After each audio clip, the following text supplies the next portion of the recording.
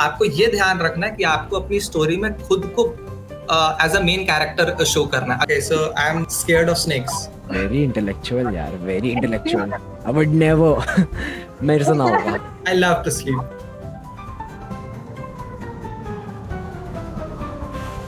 Namaste, Sasyakar, Namaskar, Adab, Pranam, Vanakkam, welcome back to the Talkify Show. I'm Kashish Gaur, your host and the host for the Talkify Show. I am a founder and a community builder.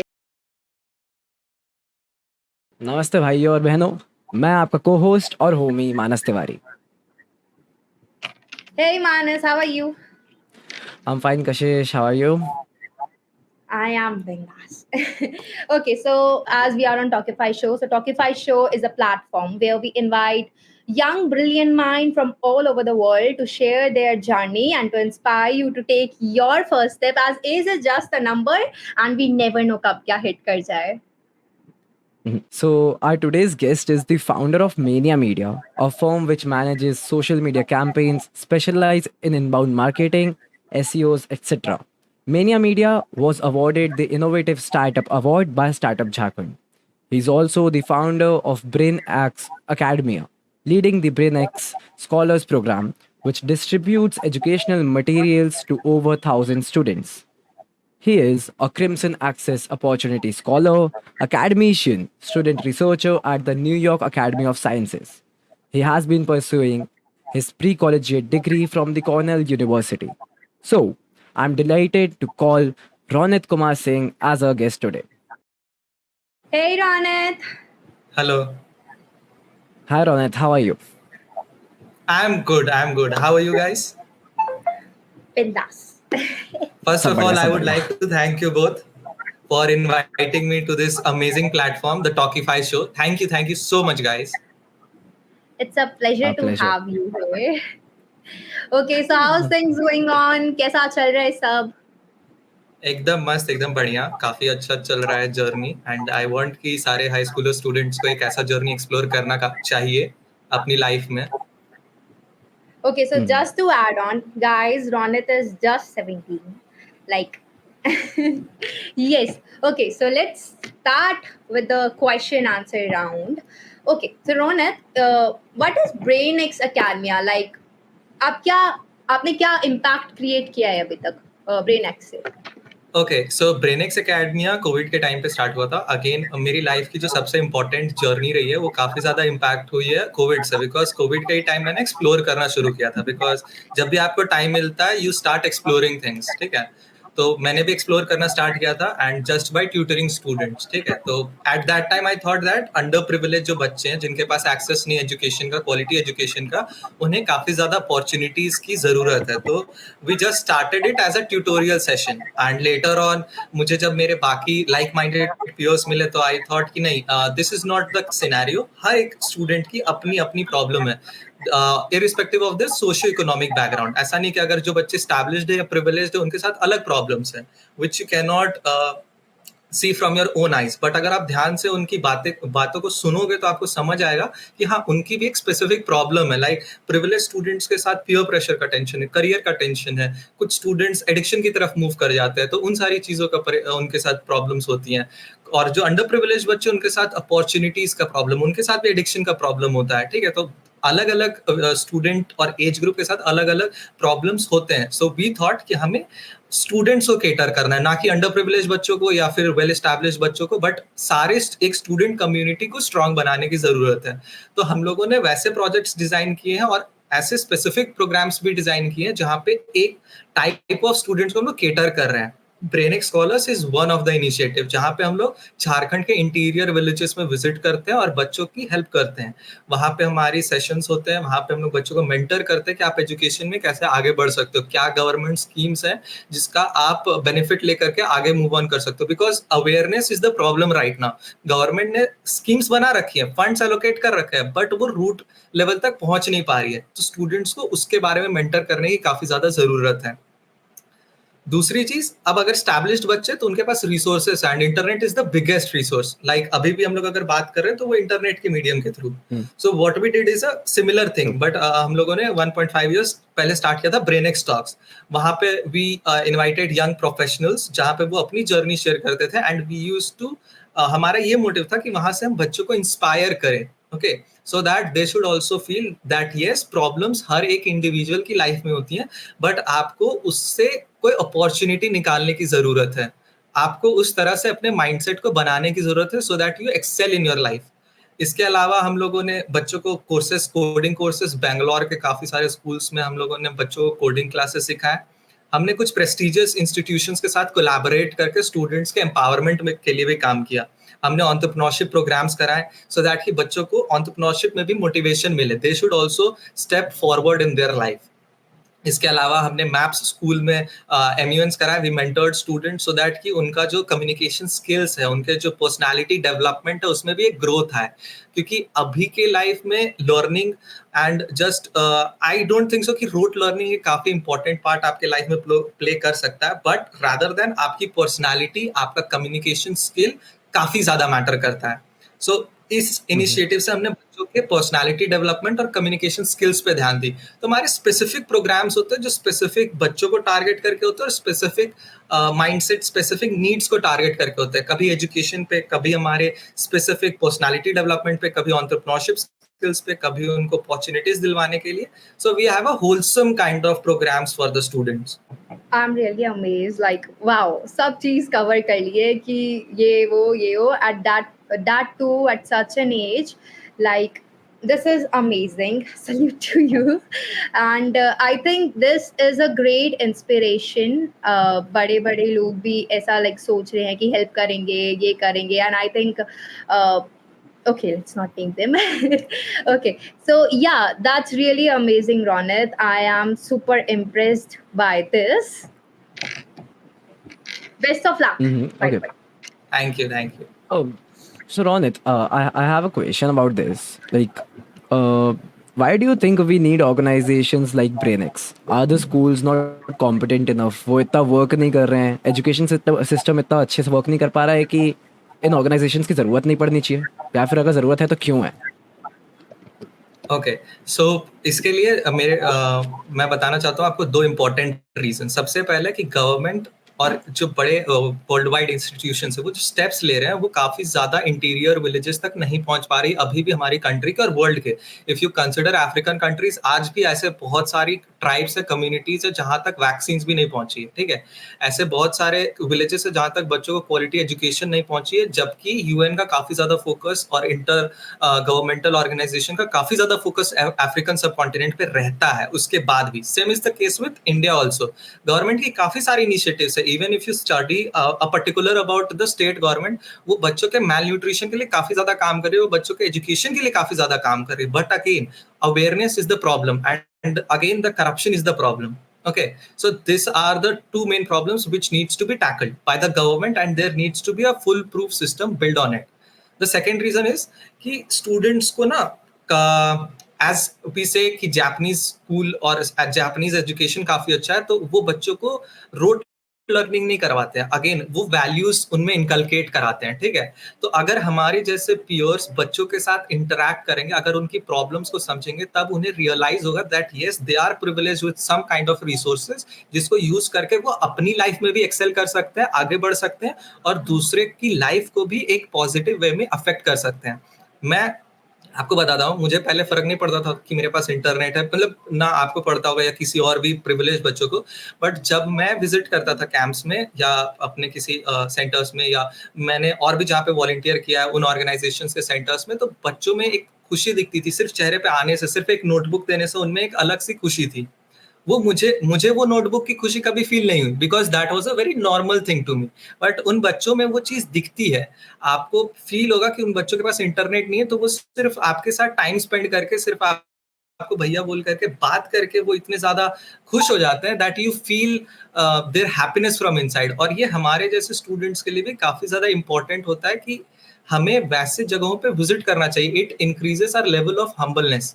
हमें भी अगर humble होना है, हमें भी अगर दूसरों की प्रॉब्लम्स को समझनी है, we need to interact at the ground level. 2-4 documentaries देखने से कुछ नहीं होता अनलेस एंड अनटिल आप ग्राउंड लेवल पे जाके कुछ इफेक्ट नहीं डालोगे। आप जब उनकी प्रॉब्लम्स को समझोगे, वो डायरेक्ट आपके माइंड एंड हार्ट पे हिट होगी, और फिर आप स्टेप्स लेने के लिए और उनकी प्रॉब्लम्स को सोचने समझने के लिए भी एक स्टेप फॉरवर्ड लोगे, और जरूर लोगे, बिकॉज वो चीज आपके दिमाग में घूमते रहेगी अनटिल एंड अनलेस आप उसके लिए स्टेप्स नहीं लेते हो। That's really a great step. Okay, so I want to know कि ये सब करते कैसे हो? Like how do you reach out to them and like कोई फंड वगैरह आप रेज कर रहे हो या कैसे सब मैनेज करते हो? ओके, सो बेसिकली हमारे जितने भी टीम मेंबर्स हैं वो सारे डिसेंट्रलाइज्ड हैं, कुछ बैंगलोर से, कुछ दिल्ली से हैं, कुछ यूपी के, कुछ सिटीज से हैं। तो और होता क्या है, सबसे पहले we all work on a volunteer basis. हम लोग कोई भी स्टाइपेंड, इंटर्नशिप वगैरह नहीं लेते हैं। We and both the founders like me and Afreen Hussain, we contribute a specific fund every month, ठीक है, from our own pockets. Again, हमारे वो टीम मेंबर्स को नहीं जाता है, that money goes directly to the students. Okay, हमारे Brainic scholars में जो हमने स्टडी मटेरियल्स डिजाइन कर रखे हैं, वो हमने फ्री ऑफ कॉस्ट अपने स्टूडेंट्स, जितने भी हमारे अच्छे एकेडमिक स्टूडेंट्स रहे थे हमारे टीम मेंबर्स में, स्टेट टॉपर्स, डिस्ट्रिक्ट टॉपर्स, उन सब ने बैठ करके वो सारे स्टडी मटेरियल्स डिजाइन किए हाई स्कूल स्टूडेंट्स के लिए। Now we are partnering with organisations जो बच्चों के साथ इंटरैक्ट करती है ऑन अ डेली लेवल, ठीक है, जो ट्यूशन क्लासेस लेती है, and we are collaborating with them, और हम उन्हें वो स्टडी मटेरियल्स ऑनलाइन डिस्ट्रीब्यूट करते हैं। अगेन, हमारे पास अगर स्पेसिफिक फंड्स होते हैं बच्चों में डिस्ट्रीब्यूट करने के लिए, we go and do the campaign drives, और हम लोग वो चीजें डिस्ट्रीब्यूट करते हैं। बट बाकी सारे हमारे जो भी इनिशिएटिव्स है वो हमारे कोलैबोरेटिव वे में या फंड रेजिंग या पार्टनर्ड ऑर्गेनाइजेशंस के थ्रू ही आते हैं। अभी तक हमने कोई फंड रेजिंग नहीं करा है। हम लोग या तो अपने फाउंडर्स पॉकेट से जाता है या फिर हमारे पार्टनर्ड ऑर्गेनाइजेशंस के थ्रू वो कंट्रीब्यूट होता है। Okay. Okay.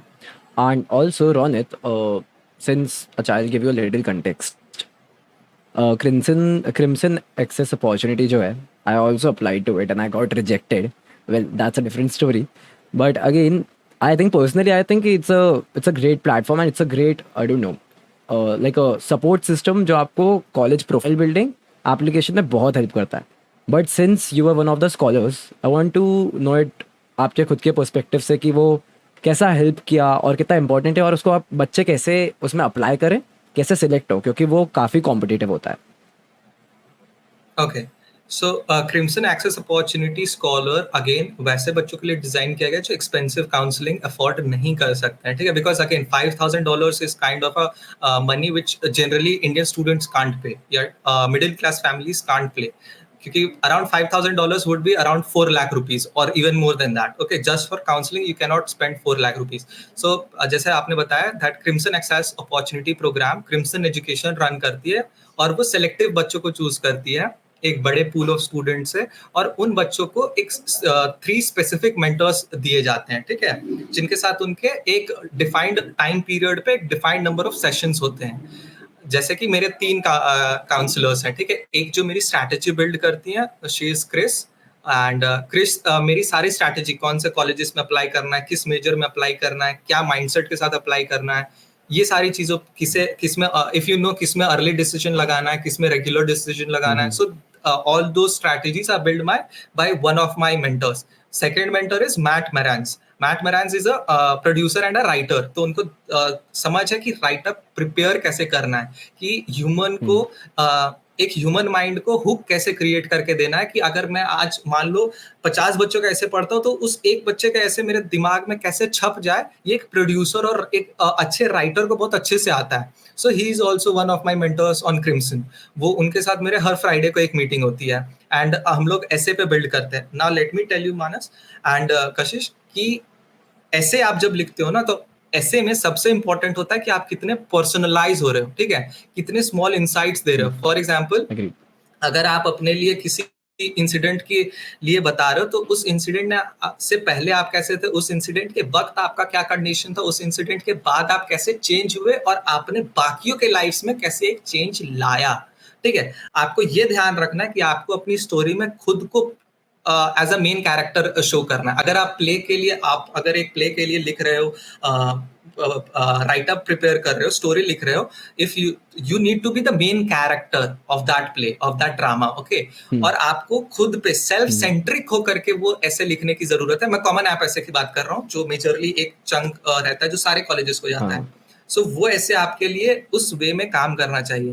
काफी सारे पॉइंट्स होते हैं जो आपको ध्यान रखना है। आप ऐसा ना हो कि पर्सनलाइज करने के चक्कर में आपने एनवायरनमेंट को डिस्प्ले कर दिया, खुद को आप एक्सप्लेन ही नहीं कर पाए, ठीक है। या ऐसा नहीं होना चाहिए कि आपने अपने बारे में बता दिया, उस इंसिडेंट के बारे में जो आपका मेन इंसिडेंट था आपने उसको एक्सप्लेन कर दिया, बट आपने उससे क्या वैल्यूज सीखे, क्या इंसाइट्स गेन किया, अगर आप यही नहीं बता पाए, it is of no use, ठीक है। It will be a generalised ऐसे, बिकॉज अगर आपकी लाइफ में कोई एक इम्पैक्ट क्रिएट हुआ है तो उसने आपको कैसे इफेक्ट किया है और आपने उसको यूटिलाइज करके दूसरों के लाइफ को कैसे इफेक्ट किया है, इस चीज पे काफी ज्यादा इंपॉर्टेंट होता है डिस्कस करना। बिकॉज अगेन कॉर्नेल या कोई भी आईवी लीग वैसे बच्चों को नहीं ढूंढ रही है जो जिन्होंने कैंसर का सोल्यूशन निकाल रखा है। Again if they have, that's great, ठीक है। अगर उन्होंने ओलंपियाड्स निकाल रखे हैं, उन्होंने अगर इंटरनेशनल लेवल के आईसीएफ और इंटेल सारे कॉम्पिटिशन क्रैक कर रखे हैं, it is well and good, आपके प्रोफाइल पे वो बहुत अच्छी है, ठीक है, आपके चांसेस बढ़ेंगे। बट अगेन अगर आपके एसेज अच्छे नहीं है, अगर आपका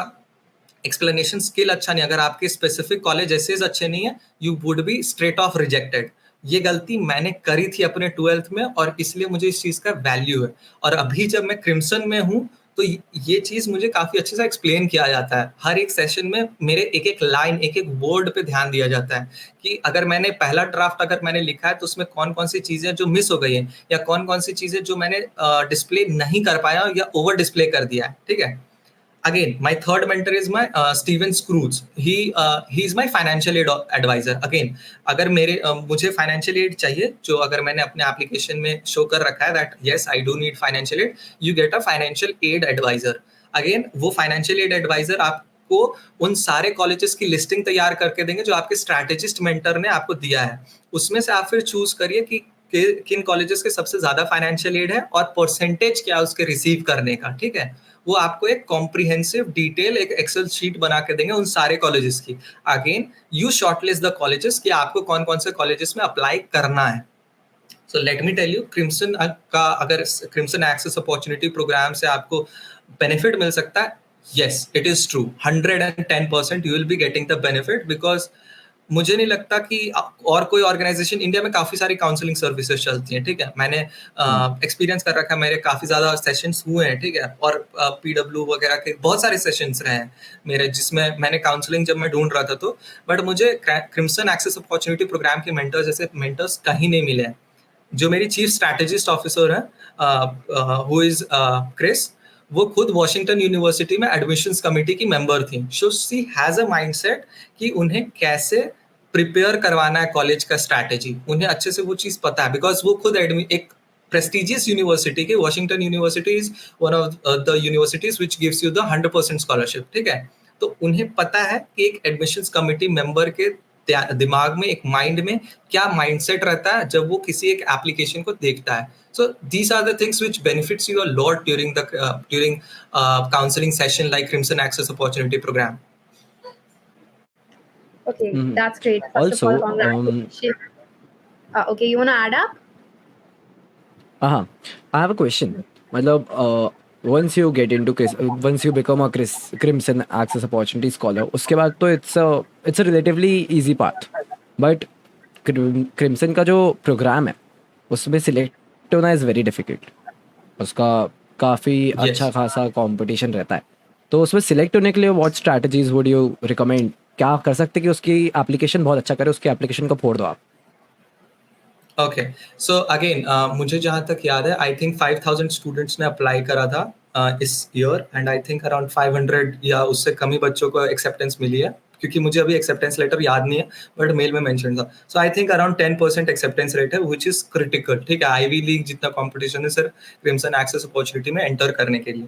अगेन मैं जब एप्लीकेशन फिल आउट कर रहा था क्रिम्सन एक्सेस अपॉर्चुनिटी प्रोग्राम का, आई रिमेंबर मैंने हर एक माइन्यूट डिटेल को मेंशन किया था। आपको क्रिम्सन एक्सेस अपॉर्चुनिटी में आपके सारे ऑनर्स, आपके सारे अचीवमेंट्स, आपके सारे एक्टिविटीज, आपके सारे एसेस, अगर आपने किसी कॉलेज को अप्लाई किया, कौन से कॉलेजेस, वो सब कुछ आपको देना रहता है, ठीक है ना। अगेन आपको काफी ज्यादा जेन्युइन होना पड़ेगा, बिकॉज अगेन एक्सपर्ट्स पढ़ेंगे। अगर आप थोड़े से भी मतलब फेक करनी चाह रहे हो अपने एप्लीकेशन को, they will detect it out. First thing, you need to be genuine. Second thing, आप हर एक चीज को क्रिस्टल क्लियर करके डिस्क्राइब करो। मैंने ऐसा नहीं था कि मैंने बहुत ज्यादा एग्जैजरेटिव वे में लिखा था, मैंने टू द पॉइंट आंसर्स दिए थे, ठीक है। दैट यस, ये मेरा एक्टिविटीज है, ये मेरा ऑनर्स है, इसलिए मैं क्रिम्सन एक्सेस अपॉर्चुनिटी प्रोग्राम में आना चाहता हूँ, एंड दैट्स इट। एक आपको ऑडियो फाइल देनी पड़ती है या video file, it is optional. आपको रिकमेंडेशन लेटर देना पड़ता है, सो वो सारी चीजें आपको आपके टीचर्स दे देंगे। But the first two rules are that you need to be genuine and you need to fill out to the point. अगर आप काफी ज्यादा एग्जैजरेट, अगेन ये प्रॉब्लम स्टूडेंट्स के साथ होती है, खासकर यूएस एप्लीकेंट्स वाले स्टूडेंट्स के साथ, कि वो एग्जैजरेट काफी ज्यादा करने लगते हैं पॉइंट्स को, ठीक है। मतलब जितना नहीं, एक पॉइंट तक आप ब्रैक करो, but you don't need to exaggerate it, you don't need to stretch the point, ठीक है। ये चीज आप करोगे तो मेंटर को पता चल जाएगा that you are faking it, okay, and that would reject you off. Again, इसके अलावा आपको अपने सारे डॉक्यूमेंट्स फिल आउट सबमिट करने रहते हैं, आपको आपके tax documents fill out submit करने रहते हैं, बिकॉज उन्हें प्रूफ चाहिए होता है that yes, and there is I think there is some kind of eligibility criteria where you need to have less than specific income. मुझे याद नहीं, आई थिंक $5,000 या $15,000-20,000 कुछ है। अगर आपकी इनकम उससे कम है, then only you are eligible to apply. So काफी सारे आपके डॉक्यूमेंटेशन प्रॉपर होनी चाहिए, आप जेन्युइन होने चाहिए, और आप टू द पॉइंट लिखो, and yes, your chances are still high to get accepted to the program. One more thing, आपको उसमें ये भी बताना रहता है कि किन कॉलेजेस को आपने अप्लाई किया था, if you are on a gap year, ठीक है। मैं जब अप्लाई कर रहा था उस टाइम पे मेरे कुछ कॉलेज के डिसीजंस नहीं आए थे, और कुछ के आए थे जिसमें से मैक्सिमम से मैं रिजेक्टेड था, ठीक है। Again, I am telling you the truth, मैं ऑलमोस्ट सारे कॉलेजेस से रिजेक्ट हो चुका था, 2-3 कॉलेजेस से एक्सेप्टेड था, बट मैं उनमें जाना नहीं चाहता था, because still my inner self believe कि मैं उससे ज्यादा अच्छा डिजर्व करता हूँ, ठीक है। और इस साल मैं अपने एप्लीकेशन पे काम कर रहा हूँ। सो अगेन, मैंने कुछ भी फेक नहीं किया था। मैं जिन जिन कॉलेजेस से रिजेक्टेड था, मैंने हर एक कॉलेज के बारे में बताया, in from which colleges I am rejected, accepted, wait listed, हर एक चीज। So you need to be genuine in each of the things, तभी उन्हें फील होगा that yes, this student is genuine, he needs the help, क्योंकि उन्होंने मेरा application evaluate किया। दे सॉ कि इस बच्चे को क्रिम्सन कॉर्नेल यूनिवर्सिटी के पोस्ट डॉक्टरल रिसर्चर ने मेंटर किया था, उसी ने एक रिकमेंडेशन लेटर भी दिया था, then also he was rejected from Cornell. तो मतलब बच्चा जेन्युइन है, बट इससे थोड़ी सी हेल्प की जरूरत है, थोड़ी सी काउंसलिंग, थोड़ी सी मेंटरिंग की जरूरत है, ओके। सो उन्हें खुद फील हो जाएगा, because after all they are the expert, that is their bread and butter, okay. So ये सबसे बड़ा एडवाइस है मेरा। Okay, thanks for sharing.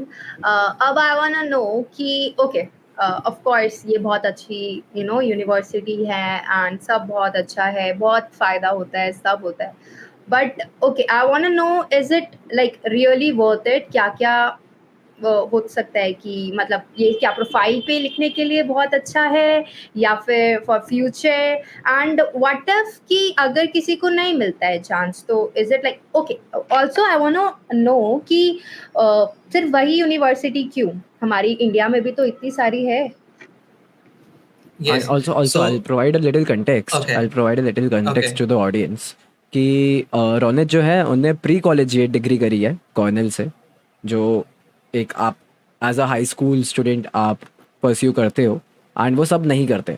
तो जो क्वेश्चन एग्जैक्टली कहना चाह रहा है, जो मैं आपसे जानना चाह रहा हूँ कि प्री कॉलेजिएट डिग्री करने का वर्थ कितना है, वो करने में आपको पैसे लगाने चाहिए, नहीं लगाने चाहिए, उससे कुछ फ़ायदा हो रहा नहीं हो रहा है, क्योंकि after all it's not an under grade degree, it's a pre collegiate. तो ओके ओके, सो सबसे पहले मैं कशिश के क्वेश्चंस को आंसर करना चाहूंगा that why a specific university, और क्या इंडिया में अच्छे इंस्टीट्यूशंस नहीं है जो हम अटेंड करें। सो सबसे पहले why that specific university, okay. So जब भी आप अपने एप्लीकेशंस को फिल आउट करोगे, काफी सारे कॉलेजेस, अगर आप 10 कॉलेजेस को सिलेक्ट करते हो, 8 और 9 of them would ask why this college, ठीक है, व्हाई कॉर्नेल, और why UPenn, why Harvard, why Princeton, okay. So सबसे पहले आपको ध्यान रखना होगा कि आप उस कॉलेज से कनेक्ट कैसे होते हो, ठीक है। How are you able to connect with that college. मेरे लिए कॉर्नेल काफी स्पेशल है, ठीक है।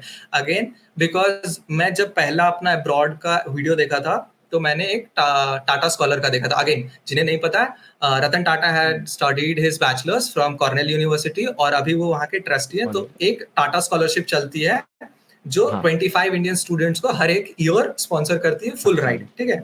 सो तो मैं उनका वीडियो देखा था एंड आई वाज मतलब एक स्टूडेंट का ही वीडियो था, मुझे अभी उनका नाम एग्जैक्टली याद नहीं है, सिंग इन यूएसए के चैनल पर है।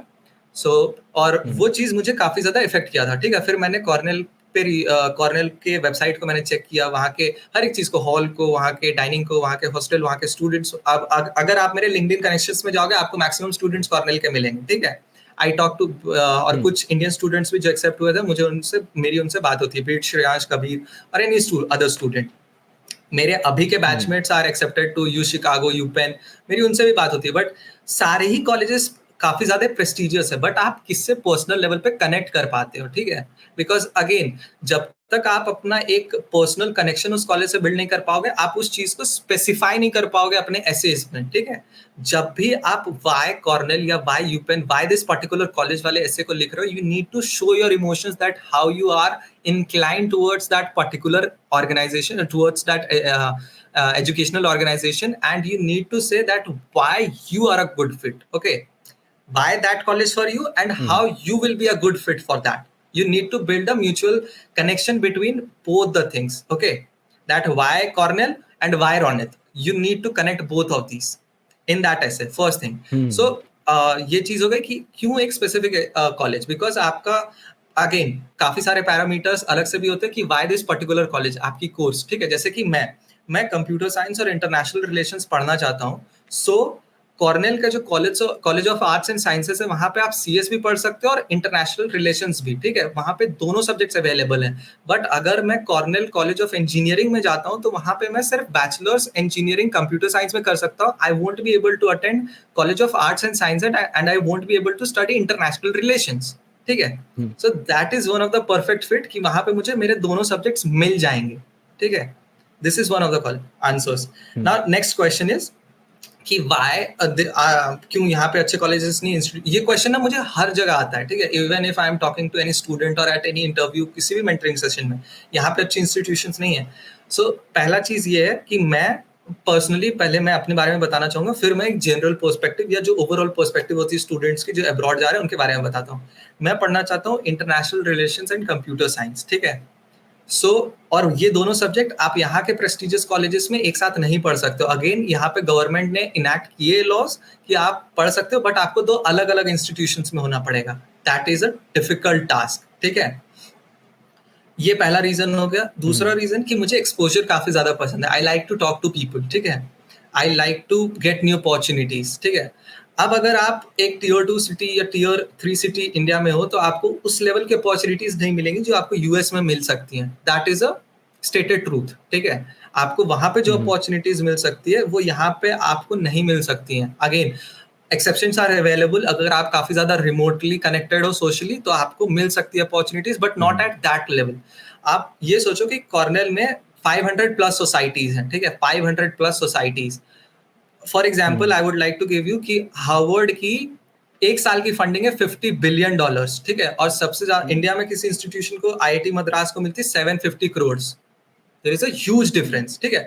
तो वहां पे स्टूडेंट गवर्नमेंट के लिए, सोसाइटीज के लिए काफी ज्यादा चंक ऑफ मनी एलोकेट किया जाता है, क्योंकि वहां पे आपको अपॉर्चुनिटीज ज्यादा मिलेंगी। अगेन ये एक आपको रीजन हो सकता है। दूसरा रीजन आपका ये हो सकता है कि आप ये सोचो कि अगर आप वहां पे क्योंकि वहां पे ग्लोबली स्टूडेंट्स आ रहे हैं, ठीक है। यहाँ पे इंडिया में काफी आई थिंक जेएनयू और कुछ यूनिवर्सिटीज के अलावा इंटरनेशनल स्टूडेंट्स नहीं आते हैं, बट कॉर्नेल या आईवी लीग या जो टॉप T20 स्कूल्स है वहां पे वर्ल्ड के स्टूडेंट्स आते हैं। तो आपको एक एक्सपोजर मिलेगा, आपको एक नेटवर्किंग अपॉर्चुनिटी मिलेगी, ठीक है। जो कोडिंग यहाँ पढ़ाया जा रहा है वही कोडिंग आपको हार्वर्ड में भी पढ़ाया जाएगा, बट डिफरेंस क्या होता है कि आपको एक एक्सपोजर मेंटालिटी मिलती है, आपको रिसर्च अपॉर्चुनिटी मिलती है, आपको इंटर्नशिप की अपॉर्चुनिटी मिलती है। Just imagine that if you are in San Francisco you will be able to, और इन द सिलिकॉन वैली, अगर आप तो आपको काफी ज्यादा अच्छे कंपनीज में इंटर्नशिप की अपॉर्चुनिटीज मिल सकती है। जो कोऑप प्रोग्राम्स होते हैं उसके थ्रू आप काफी अच्छे एम्प्लॉयमेंट क्रैक कर सकते हो यूएस में एट फैंग कंपनीज ऑल्सो, ठीक है। सॉरी, मैंग कंपनीज, ठीक है। So these are the two reasons. Again Manas, आपका क्या क्वेश्चन था? आंसर करते वक्त मेरे ध्यान से शायद हट गया। सो आई वाज आस्किंग कि प्री कॉलेजिएट डिग्री करने का फायदा कुछ है कि नहीं है, क्योंकि उसकी फीस अच्छी खासी फिर भी रहती है। यस, सो देखिए, जैसे कि सबसे पहले प्री कॉलेजिएट स्टडीज, ठीक है, काफ़ी एक्सपेंसिव होती है, अराउंड $6,000 के रेंज में वो रहती हैं। काफ़ी सारी यूएस यूनिवर्सिटीज़ ऑफर करती हैं हाई स्कूलर्स को, ठीक है। यूनिवर्सिटी ऑफ शिकागो ऑफर करती है, कॉर्नेल ऑफर करती है, स्टैनफोर्ड ऑफर करती है, यूनिवर्सिटी ऑफ नॉटर डेम ऑफर करती है। ये सारी यूनिवर्सिटीज़ आपको ऑफर करती है, सारे में फाइनेंशियल एड भी होता है।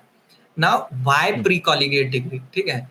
अब जैसे मुझे पढ़ना था इंटरनेशनल रिलेशंस और सीएस, ठीक है, तो मैं एक बार एक्सपोजर तो ले लूं कि यार कॉलेज के जो सब्जेक्ट्स है, कॉलेज के जो टॉपिक्स है, वो मेरे इंटरेस्ट के है भी या नहीं, क्योंकि मैं सिर्फ जॉनी हैरिस के इंटरनेशनल रिलेशंस के वीडियोस देख करके बड़ा हो रहा हूँ, ठीक है। तो मुझे उस चीज का आइडिया नहीं है कि कॉलेज के जो स्पेसिफिक क्लासेस है उससे मुझे ग्रोथ मिलेगी कि नहीं, उसमें मैं ढल पाऊंगा, खुद को कंपैटिबल कर पाऊंगा कि नहीं, ठीक है। सो और कॉर्नेल, क्यों मैंने कॉर्नेल का ही pre collegiate, again Cornell is my dream, और कॉर्नेल का प्री कॉलेजिएट मैंने इसलिए चूज किया बिकॉज वहां पे एक सब्जेक्ट है science, technology and politics which intertwines with my interest, ठीक है। तो मैंने साइंस, टेक्नोलॉजी एंड पॉलिटिक्स ही चूज किया। इससे मुझे पता चला कि यस, अगर हम इन दोनों सब्जेक्ट के इंटरसेक्शन को लेकर के चलते हैं तो वर्ल्ड में बहुत ज्यादा अपॉर्चुनिटीज हैं। और जब मैं पढ़ रहा था उस टाइम भी मुझे ये रियलाइज हुआ that yes, this is my genre where I can excel to the full, ठीक है।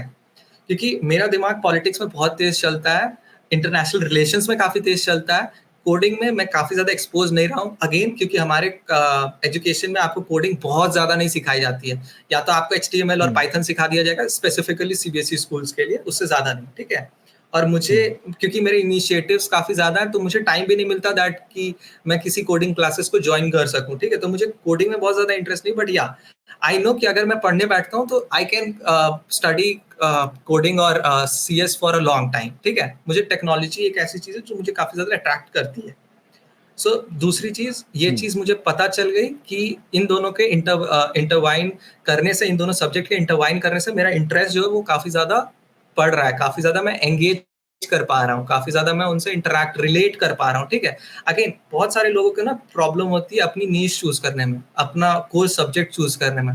डोंट वरी अबाउट दैट, हर एक सब्जेक्ट पढ़ो, 10th स्टैंडर्ड तक आपको पता चल जाएगा आपका इंटरेस्ट किस सब्जेक्ट में है, ठीक है। और उसके बाद आप धीरे धीरे उस सब्जेक्ट की तरफ बढ़िए and you will be able to gain confidence कि हाँ, ये मेरा सब्जेक्ट है जिसपे मैं सबसे ज्यादा अच्छा हूँ, ठीक है। दूसरी चीज, क्या हम इतना ज्यादा स्पेंड कर सकते प्री कॉलेजिएट स्टडीज पे? इंडियन स्टूडेंट्स के लिए मैं एकदम रिकमेंड नहीं करता हूँ, ठीक है। कोई जरूरत नहीं, काफी सारे फ्री कोर्सेज भी अवेलेबल है जहां आप रिलेटेबल कोर्सेज को पढ़ सकते हैं, ठीक है। आपको $6,000, $7,000, $10,000 स्पेंड करने की जरूरत नहीं है, नॉट एट ऑल रिकमेंडेड, ठीक है। आपको वही सारे फ्री कोर्सेज कोर्सेरा पे मिल जाएंगे, अगेन कोर्सेरा पे भी फाइनेंशियल एड ऑफर होता है, आपको EDX पे मिल जाएंगे, ठीक है। आपको यूडेमी पे मिल जाएंगे, हर जगह मिल जाएंगे। EDX पे और कोर्सेरा पे तो आपको उन्हीं यूनिवर्सिटी के क्लासेस मिल जाएंगे, वही लेक्चर्स मिल जाएंगे, ठीक है। लेकिन अगर आप प्री कॉलेजिएट में अप्लाई करना चाहते हो, येस और no, yes you need to apply. Why? Because आप जब वहां के फैकल्टी से पढ़ोगे ना तो आपको समझ आएगा कि क्यों, why they are at the top 20, ठीक है। वो चीज डिस्क्राइब नहीं की जा सकती, वो चीज एक्सपीरियंस की जा सकती है। जैसे कि पंजी जंपिंग, पैराग्लाइडिंग, ठीक है, स्काई डाइविंग, ये एक्सप्लेन नहीं हो सकता, ये एक्सपीरियंस किया जा सकता है, ठीक है। वैसे ही एक इंटेलेक्चुअल एनवायरनमेंट में ग्रो करना, एक इंटेलेक्चुअल एनवायरनमेंट में खुद को अडेप्ट करवाना, खुद को कंपैटिबल करना, एक्सपीरियंस करने वाला चीज होता है, ठीक है। It is not a thing which can be described in a few words. So yes, I would recommend कि आप प्री कॉलेजिएट में अप्लाई करो। If you get a good amount of scholarship, do get for it. अगर आपको $5,000, $6,000 spend करने की जरूरत है, नॉट एट ऑल रिकमेंडेड, कोई जरूरत नहीं है। ठीक है, got it. Also while going through your profile, मैंने ये देखा कि you have been researching a lot, you have written a lot of papers, and एक JNU की प्रोफेसर के साथ भी आपने एक रिसर्च किया about EU and international relations, and on a personal level, for the last 2 years I've been trying to write a research paper, but उसका कुछ mentorship समझ नहीं आ रहा था कि होता कैसे है, करना क्या होता है। तो I would want you to elaborate कि आप एक research paper as a starter, as a beginner कैसे लिखना चालू कर सकते हैं, क्या मेंटरशिप लगती है, एंड उसका रोड मैप क्या होता है। ओके, सो मेरा पहला जो रिसर्च प्रोजेक्ट रहा था वो अगेन JNU का ही रहा था, ठीक है। JNU में so first of all, how do you get research opportunities, ठीक है। बिकॉज रिसर्च अपॉर्चुनिटीज सारे ग्रेजुएट्स, पोस्ट ग्रेजुएट्स और PhD कैंडिडेट्स के लिए रहते हैं मैक्सिमम। अगर आप 100 केसेस maximum. को कंसिडर कर रहे हो, 99 केसेस, ठीक है। So what you need to do is आपको कोल्ड ईमेल्स करने हैं, ठीक है। मैंने 129 प्रोफेसर्स को, एग्जैक्ट नंबर वाज 129, काफी ज्यादा यूएस, यूके, इंडिया, ठीक है, इन सारी कंट्रीज के अच्छी अच्छी यूनिवर्सिटीज के प्रोफेसर्स को मैंने ईमेल किया था इंटरनेशनल रिलेशंस के डिपार्टमेंट में, ठीक है। And I asked them for research opportunity, any research opportunity, any junior position available, ठीक है। मैं सिर्फ एक्सपीरियंस लेना चाहता था कि यस रिसर्च मेरे लिए है भी या नहीं, ठीक है। सो काफी सारे प्रोफेसर्स इंटरेस्टेड थे, बट उनके पास उस टाइम स्लॉट्स अवेलेबल नहीं थे। कुछ को इंस्टीट्यूशनली शायद परमिशन नहीं मिलती है कि आप बाहर के हाई स्कूलर्स को ले सकते हो, ठीक है। So these are the major chunks of problem. मैं तो सडनली मुझे डॉक्टर शीतल शर्मा से एक रिप्लाई आया that yes we can work on a project for European Union, ठीक है। सो प्रोजेक्ट क्या था, मैं आपको थोड़ा सा डिस्क्राइब करना चाहता हूँ, बिकॉज उसी के थ्रू फिर मैं आपको रिसर्च पे लेके जाऊंगा, ठीक है। हर एक कंट्री अपने दूसरे कंट्री में कुछ पब्लिक डिप्लोमेसी इनिशिएटिव्स को स्टार्ट करते हैं। अगेन पब्लिक डिप्लोमेसी इनिशिएटिव्स क्या होते हैं? वो सारे इनिशिएटिव्स जो आपके गेस्ट कंट्री में डायरेक्टली लोगों को इफेक्ट करेगा, ठीक है। मतलब डायरेक्टली रूट कॉज लेवल पे इफेक्ट करेगा, ठीक है। जस्ट लाइक अगर आप एक वैक्सीन ड्राइव चला रहे हो यूरोपियन यूनियन के नाम से झारखंड के खूंटी डिस्ट्रिक्ट में, तो वो डायरेक्टली लोगों को दिमाग में आएगा कि यस यूरोप की सरकार ने यहाँ पे वैक्सीनेशन ड्राइव कराया, तो आपका एक इंक्लिनेशन बढ़ेगा यूरोप की तरफ, ठीक है। अगर इंडियन स्टूडेंट्स के लिए इरास्मस प्रोग्राम यूरोपियन यूनियन चला रही है, तो जितने भी बच्चे उससे बेनिफिट होंगे उन बच्चों के लिए, उन फैमिलीज के लिए और उनके नोन के लिए एक पॉजिटिव माइंडसेट डेवलप होगी यूरोपियन यूनियन के लिए। So this is one of the diplomatic ways of trying to incline the people of your guest country, ठीक है। आपको जहां पे लगता है कि स्ट्रैटेजिकली ये कंट्री मेरे लिए इंपॉर्टेंट है, तो आप वहां पे डायरेक्टली इन्वेस्ट करते हो, सो दैट कि वहां के लोग आपके तरफ झुकाव रखे, ठीक है। और फिर जब वो लोग अपनी सरकार चुनेंगे, तो वो सरकार की इंक्लिनेशन भी आपके तरफ होगी, which is important for every government, ठीक है। तो यूरोपियन यूनियन बहुत हेविली इन्वेस्ट करती है, ठीक है, इंडिया में। इरास्मस प्रोग्राम हो गया, काफी ज्यादा हेल्थ ड्राइव्स, अगेन रिसर्च काफी ज्यादा एक्सटेंसिव था, तो मैं आपको स्पेसिफिक प्रोग्राम्स के बारे में नहीं बता सकता, बिकॉज उसके लिए मुझे सही में अभी निकालने पड़ेंगे डॉक्यूमेंट्स। सो काफी ज्यादा प्रोग्राम्स चलते हैं, ठीक है, एनवायरनमेंट को लेकर के, इंफ्रास्ट्रक्चर डेवलपमेंट को लेकर के। सो हम लोगों का रिसर्च एम ये था कि हम लोग देखना चाहते थे कि यूरोपियन यूनियन का ज्यादा इंक्लिनेशन किस तरफ है, ठीक है। क्या वो हमारे नेबरिंग पार्टनर्स के साथ है, या फिर वो हमारे साथ है, इंडिया के साथ है, या इंडिया के नेबरिंग कंट्रीज या इंडियन सब कॉन्टिनेंट में बाकी नेबरिंग कंट्रीज के साथ है, ठीक है। यह मैं एनालाइज करना था। तो हमने हर एक इनिशिएटिव जो इंडिया में चल रही है और इंडिया के नेबरिंग कंट्रीज, मालदीव, श्रीलंका, पाकिस्तान, भूटान, नेपाल, बांग्लादेश, ठीक है, इन सारे के साथ चल रही है, उन सबको हमने एनालाइज किया कि कहाँ पे ज्यादा फंडिंग है, कहाँ पे ज्यादा प्रोग्राम्स को स्टार्ट किया गया है, ठीक है। इससे आप इवेल्युएट कर सकते हो कि यूरोपियन यूनियन अपना पार्टनरशिप किसके साथ ज्यादा बिल्ड करना चाहती है, ठीक है। अगेन तो इससे हमें पता चला कि अभी यूरोपियन यूनियन काफी ज्यादा स्ट्रैटेजिक मोड पे और काफी ज्यादा बैलेंस्ड मोड पे है, ठीक है। बिकॉज अभी करंट जो इंडियन गवर्नमेंट है, या from the history also, Indian government has been centric towards इस national integrity and national favour, ठीक है। अगर नेशनल फेवर के लिए वो चीज है तो वो इंडियन गवर्नमेंट अडॉप्ट करती है, अगर नहीं है तो वो अडॉप्ट नहीं करेगी, ठीक है। उससे फर्क नहीं पड़ता कि यूरोप से क्या हो रहा है, ईस्ट से क्या हो रहा है। ईस्ट और वेस्ट से इंडियन गवर्नमेंट को कभी फर्क नहीं पड़ा है, ठीक है। सार्क के एस्टैब्लिशमेंट से लेकर के करंट 2024 तक अभी तक मुझे नहीं लगता कि खासा कोई इंक्लिनेशन दिखा है, या तो यूएसएसआर ब्लॉक के साइड या फिर यूरोप या यूएस के ब्लॉक के साइड, ठीक है। ऐसा कभी पर्टिकुलर इंक्लिनेशन एक डेकेड के लिए नहीं रहा है इंडिया में, ठीक है। सो यूरोपियन यूनियन भी उसी तरह की बैलेंस चला रही है, जहां पे वो इंडिया पे भी काफी ज्यादा हेविली इन्वेस्ट करती है और इंडिया के नेबरिंग कंट्रीज या इंडियन सब कॉन्टिनेंट में भी इन्वेस्ट एक पर्टिकुलर अमाउंट कर रही है। Now, research start कैसे करें जिनके पास एक्सपीरियंस नहीं? There is only one way. You need to cold email professors, ठीक है। आप उनको बोलो that I'll work for free. आप जिस भी रिसर्च में हो, आप बस मुझे ले लो and I'll be working with you for free, ठीक है। मैं आपको असिस्ट करूंगा, मैं ग्राउंड रिसर्च करूंगा। अगर वो रिसर्च है, एक्चुअल रिसर्च है, तो मैं आपके लिए ग्राउंड रिसर्च में भी हेल्प कर सकता हूँ, बट मैं इतना टाइम एलोकेट कर सकता हूँ, ठीक है। अगेन वो आपके मेन कोर्स ऑफ लाइफ के इफेक्ट नहीं करनी चाहिए, आपके एकेडमिक्स को, ठीक है। आप वीकली इतना टाइम अलॉट कर सकते हो, ठीक है। अगर वो रिसर्च आर्टिकल है तो आप रिमोटली भी काम कर सकते हो, that is not a big deal. Again मेरा जो था वो रिसर्च आर्टिकल था, मेरा एक्चुअल रिसर्च अभी स्टार्ट होगा, ठीक है, दूसरे प्रोफेसर के साथ, जिसके बारे में बताऊंगा। अगेन आपको फिर से ये चीज ध्यान रखनी चाहिए कि आप कोल्ड ईमेल करो प्रोफेसर्स को, और ऐसा नहीं कि आपने एक प्रोफेसर को ईमेल किया और वो एकदम खुशी खुशी ले लिया आपको रिसर्च के लिए and they are even giving you stipend, ऐसा नहीं होगा, ठीक है, ऐसा बिल्कुल नहीं होने वाला। You need to email to at least 50, 70, 80, 100, 150 professors, ठीक है। ग्रेजुएट स्टूडेंट्स को भी 150, 200 प्रोफेसर्स को मेल करना पड़ता है। मेल करने का सिर्फ एक रूल है, आपको उनके वो जिस भी इंस्टीट्यूशन से एफिलिएटेड है, आपको उनके वेबसाइट पे जाना, फैकल्टी पेज पे उनके सारे रिसर्च आपको मिल जाएंगे।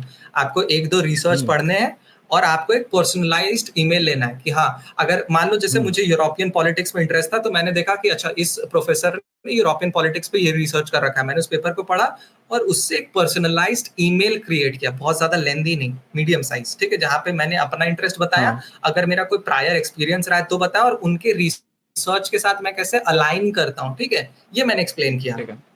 इससे आपको पर्सनलाइज करने का मौका मिल गया और वो प्रोफेसर आपको रिप्लाई करेगा, ठीक है। If you get the reply, it's very good, congratulations, आप एक रिसर्च स्टार्ट कर रहे हो। अगर नहीं मिलता है, you continue the journey of cold emailing, ठीक है। एक बार आपके पास प्रोफेशनल एक्सपीरियंस गेन हो जाएगा, आपके पास लेटर आ जाएगा आपका रिकमेंडेशन का, आपका लेटर ऑफ अप्रिसिएशन आ जाएगा रिसर्च एक्सपीरियंस का, आपको आसानी धीरे धीरे होने लगेगी, ठीक है। अगेन रिसर्च पेपर कैसे लिखते हैं, तो रिसर्च पेपर बिना किसी मेंटर के आप नहीं लिख सकते हो, ठीक है। अगर आप एक फ्रेशर हो, unless and until you are not a post doc student, आप नहीं लिख सकते हो, ठीक है। इवन पोस्ट डॉक स्टूडेंट्स को भी हेल्प चाहिए होती है मेंटर्स की, हर एक स्टेज पे मेंटर होते हैं, ठीक है। आप जिस भी प्रोफेसर के साथ अपना पहला रिसर्च कर रहे हो, आस्क देम कि sir can we publish this research together, आप first author and I will be the second author, ठीक है, in that particular way. If they agree it's well and good, if not continue it in the next research experience, ठीक है। काफी ज्यादा professors के साथ क्या होता है ना, अगर आप हाई स्कूल स्टूडेंट हो तो वो इंटरेस्टेड नहीं होते हैं आपके साथ पेपर पब्लिश करने में, बिकॉज अगेन वो उनकी इंटेग्रिटी या कहीं पे उनके प्रोफाइल पे असर थोड़ा सा डाल सकता है कि हाँ इसने हाई स्कूलर्स के साथ रिसर्च किया है, और वो जनरली पोस्ट ग्रेजुएट स्टूडेंट्स के साथ या पोस्ट डॉक या डॉक्टरेट स्टूडेंट्स के साथ ही अपनी पेपर्स पब्लिश करते हैं। बट बहुत सारे ऐसे भी प्रोफेसर्स हैं जो आपके साथ हैप्पीली स्टार्ट कर सकते हैं, ठीक है। अब जैसे कि क्या हुआ, मैं आपको बताता हूँ प्रैक्टिकल अपना एग्जाम्पल। मेरा रिसर्च कंप्लीट हुआ शीतल शर्मा मैम के साथ। मैंने एक इंडिया के बहुत रिनाउंड इकोनॉमिस्ट हैं डॉक्टर जियोन रेस, ठीक है। he was born in Belgium, later he moved to India, ठीक है। वो डायरेक्टली वो डॉक्टर मनमोहन सिंह के अंडर काम कर चुके हैं।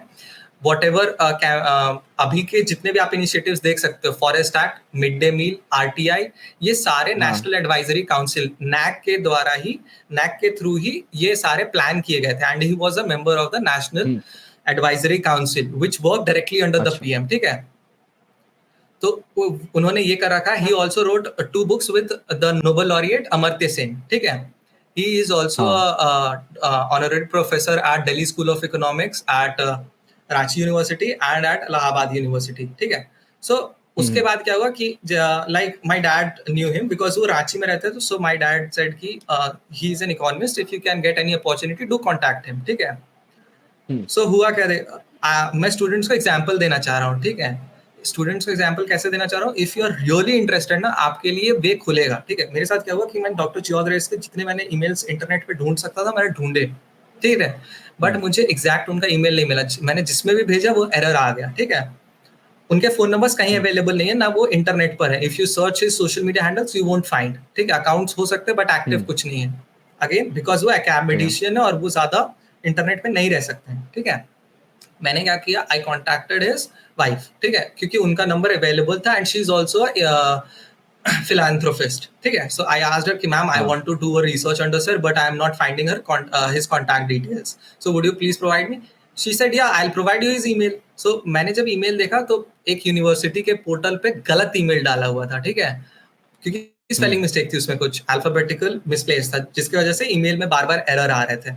सो I got the actual email, I emailed him today and I got the reply tomorrow morning that yes we can have a meeting and at the Ranchi University and this would be our research, ठीक है। He got very interested at the first instance, I got a research project in hand, ठीक है। So मैंने पहला ही email draft करके उन्हें भेजा personalise करके कि मेरे पास ये रिसर्च एक्सपीरियंस है, मैं आपके इस रिसर्च में इंटरेस्टेड हूँ और मैं आपके इस वर्क से काफ़ी ज़्यादा रिलेट कर पाता हूँ खुद को, एप्रिशिएट करता हूँ, मुझे काफ़ी अच्छा लगता है, ठीक है? So that was the first time when I got, that is the second research project which I'll be starting on soon. So आपको एफर्ट्स देने पड़ेंगे, ठीक है? मुझे कहीं से डॉक्टर जियोदरेस का कॉन्टैक्ट नहीं मिला, ना फ़ोन नंबर, ना ईमेल, ठीक है?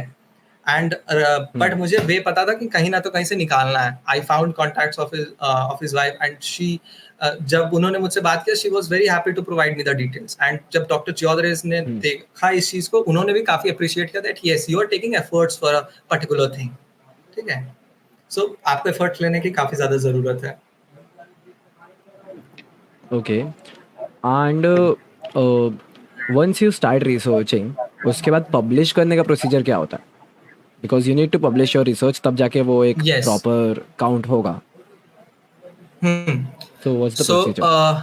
रिसर्च, ओके, सो रिसर्च के लिए आपको काफ़ी ज़्यादा जर्नल्स हैं, ठीक है? बहुत सारे जर्नल्स हैं जहाँ पे स्कोप है, काफ़ी सारे जर्नल्स हैं, IEEE है, काफ़ी ज़्यादा, और स्टूडेंट्स के लिए भी कुछ यंग साइंटिस्ट जर्नल्स हैं, इमर्जिंग इन्वेस्टिगेटर्स जर्नल है, जर्नल ऑफ इमर्जिंग इन्वेस्टिगेटर्स है, ठीक है? ये सारे जर्नल्स हैं जो हाई स्कूलर्स के लिए अवेलेबल होते हैं, ठीक है? अगेन आपको, जब आप अपने पेपर को ऑथर कर लोगे अपने प्रोफेसर के साथ, या तो वो फिल आउट कर सकते हैं, या अगर आपको लगता है कि नहीं, आप अपने जर्नल ऑफ इमर्जिंग इन्वेस्टिगेटर सिर्फ हाई स्कूलर्स के लिए है, ठीक है? And it is a very prestigious journal for high schoolers. अगर आपका रिसर्च वहां पब्लिश होता है, इट इज वेरी गुड, ठीक है? बिकॉज वो हाई स्कूलर्स की सबसे प्रेस्टिजियस जर्नल है.